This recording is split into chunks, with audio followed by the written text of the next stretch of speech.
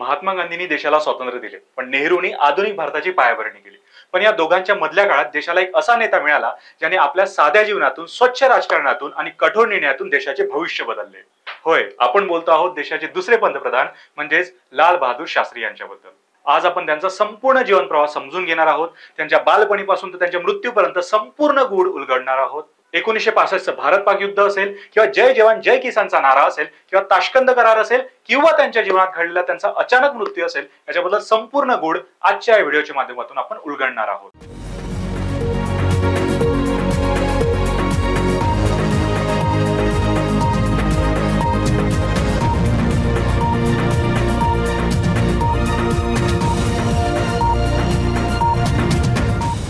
मित्रांनो, लाल बहादूर शास्त्री यांचा जन्म 2 ऑक्टोबर 1904 रोजी उत्तर प्रदेशातील मुगलसराय येथे झाला. लहानपणीच त्यांच्या वडिलांचे निधन झालेले होते, त्यामुळे गरिबीचे दिवस हे लहानपणीपासूनच होते. परंतु त्यातही शास्त्रीजी हे साधेपणात मोठेपणा मानणारे, पंतप्रधान असूनही रेल्वेने प्रवास करणारे, स्वतःसाठी काहीही वैभव न दाखवणारे व्यक्ती होते. वडील शिक्षक होते, पण शास्त्रीजी लहान असतानाच त्यांचे निधन झाले. आता यावेळेस आईने खूप कष्ट करून त्यांना वाढवले, परंतु आईने लहानपणीपासून शिकवण देताना देशभक्तीची आणि साधेपणाची शिकवण दिली. आता शाळेत जाताना 2-3 मैल पायी चालणे, गरीब परिस्थितीत शिकण्याची जिद्द मात्र त्यांनी कधीही सोडली नाही. आणि या शिक्षणाच्या प्रवासामध्ये त्यांना मिळाली मित्रांनो शास्त्री ही पदवी, जी काशी विद्यापीठातील संस्कृतचा अभ्यास पूर्ण केल्यानंतर मिळालेली एक उपाधी होती. आणि हाच प्रवास सुरू असताना त्यांनी स्वातंत्र्य चळवळीतही भाग घेतला, ज्यामध्ये त्यांना अनेक वेळा तुरुंगवास भोगावा लागला.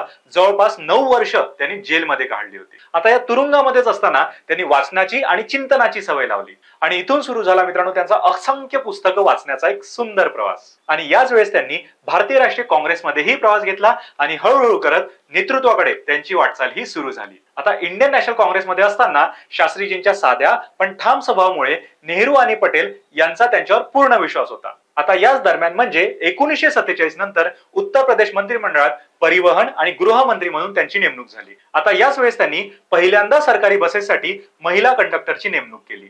परंतु आपल्या मतांवर ठाम असणारे हे नेते दिल्लीतील रेल्वे अपघातानंतर रेल्वे मंत्री पदाचा सुद्धा यांनी राजीनामा दिला. आणि त्याच वेळेस हा त्यांच्यासाठी जबाबदारीची जाणीव दाखवणारा एक ऐतिहासिक निर्णय होता. आता पंडित जवाहरलाल नेहरूंच्या कॅबिनेटमध्ये सुद्धा जेव्हा त्यांची नेमणूक झाली तेव्हा आपले मत हे अतिशय ठामपणे त्यांनी मांडले. त्यामुळे नेहरूंच्या कॅबिनेटमध्ये यांची एक वेगळी भूमिका निर्माण झाली. आता 1964 मध्ये नेहरूंच्या निधनानंतर पंतप्रधान पदासाठी शास्त्री यांची निवड झाली आणि त्याच्याच काही कालावधीनंतर देशात जी आहे ती भयंकर अन्न टंचाई भासायला लागली. यावेळेस शास्त्रीजींनी अमेरिकेकडून अन्न टंचाईला पूर्ण करण्यासाठी मदत मागितली. परंतु अमेरिकेकडून मिळणारी ही मदतीची अपेक्षा थोडी भंग झाल्यामुळे आठवड्यातून 1 दिवस उपवास करा असे आव्हान करणारे आपले नेते होते मित्रांनो लाल बहादूर शास्त्री.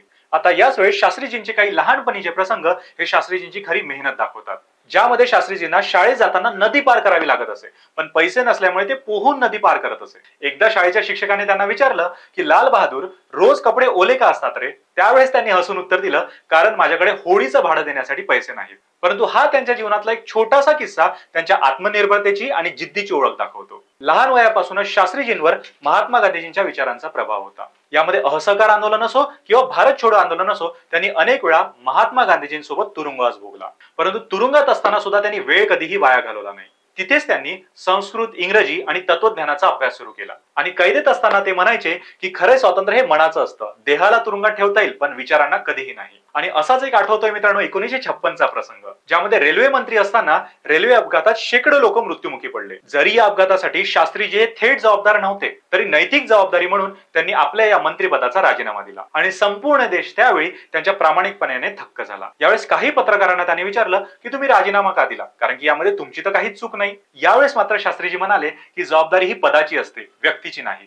परंतु 1964 मध्ये नेहरूजींच्या मृत्यूनंतर शास्त्रीजीही पंतप्रधान बनले आणि हा काळ भारतासाठी अत्यंत कठीण काळ मानला जातो, कारण की याच वेळेस आर्थिक संकट, अन्न टंचाई आणि पाकिस्तान सोबतचं थेट युद्ध हे बघायला मिळालं. आणि त्याच वेळेस आपल्या शास्त्रीजींनी एक नारा दिला मित्रांनो, जो नारा होता जय जवान जय किसान. म्हणजेच देशात जी अन्न टंचाई आपल्याला भासत होती त्याच वेळेस शास्त्रीजींनी देशवासियांना आठवड्यातून 1 दिवस उपवास करायला लावला. परंतु संपूर्ण देशाच्या अगोदर त्यांनी आधी स्वतःच्या कुटुंबाला उपवास करायला लावला आणि त्यावेळेस त्यांनी स्पष्ट संदेश दिले की नेता आधी आणि जनता नंतर. आता शास्त्रीजी पंतप्रधान असतानाच 1965 मध्ये पाकिस्तानकडून युद्धाचं आवाहन आलं आणि म्हणून त्यांनी सैनिकांना पाठिंबा देणारा जय जवान जय किसान हा नारा दिला आणि त्यांच्या या नाऱ्यामुळे संपूर्ण देश एक दलीने उभा झाला आणि भारत पाक युद्धानंतर शांततेसाठी रशियामध्ये ताश्कंद येथे एक बैठक झाली। यावेळेस लाल बहादूर शास्त्री आणि पाकिस्तानचे अध्यक्ष अयूब खान यांच्यामध्ये ही चर्चा होती आणि या करारामधल्या अटी अशा होत्या की दोन्ही देशांनी सैन्य हे पूर्णपणे माघारी घ्यावे आणि युद्धबंदी जी आहे ती घोषित करावी। परंतु करारावर भारतामध्ये मात्र मतभेद सुरू झाले आणि काही मंत्री याच्यावर पूर्णपणे नाराज झाले,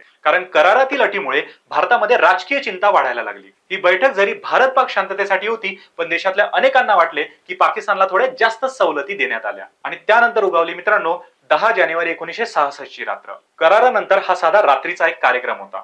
सगळ्या मंत्र्यांनी जेवणाचा कार्यक्रम आटोपला आणि रात्री 1:30 वाजताच्या सुमारास शास्त्रीजींना श्वास घ्यायला त्रास व्हायला लागला आणि त्यावेळेस तात्काळ डॉक्टरांना बोलवण्यात आलं, पण काही मिनिटातच शास्त्रीजींना मृत घोषित करण्यात आलं।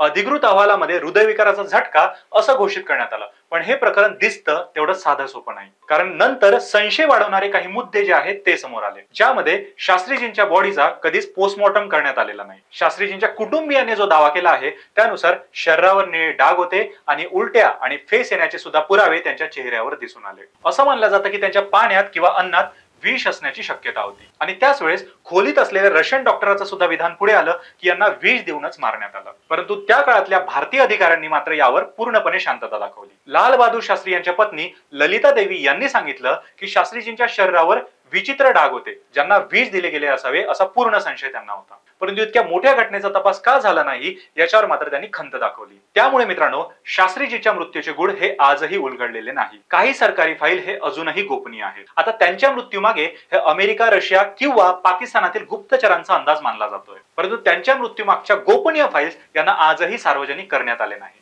आणि सर्वात मोठा प्रश्न हाच येतो की सरकारने अजूनही या फाईल्स बंद का ठेवल्या? यामधून नेमकं काय उघड झालं असतं आणि यातून देश खरंच हादरला असता का? मित्रांनो, लाल बहादूर शास्त्री हे फक्त नाव नाही तर हे प्रामाणिकपणाची ओळख आहे। त्यांचा मृत्यू आजही भारतीय इतिहासातील सर्वात मोठ्या रहस्यांपैकी एक मानला जातो आणि ते खरोखरच हृदयविकाराने गेले की कोणत्या गुप्त शक्तीने त्यांना शांत केले, हा मात्र सर्वात मोठा प्रश्न भारतासमोर आहे। कदाचित याचे उत्तर इतिहास कधीच देणार नाही, परंतु त्यांचा संदेश हा आजही स्पष्ट आहे आणि तो होता जय जवान जय किसान।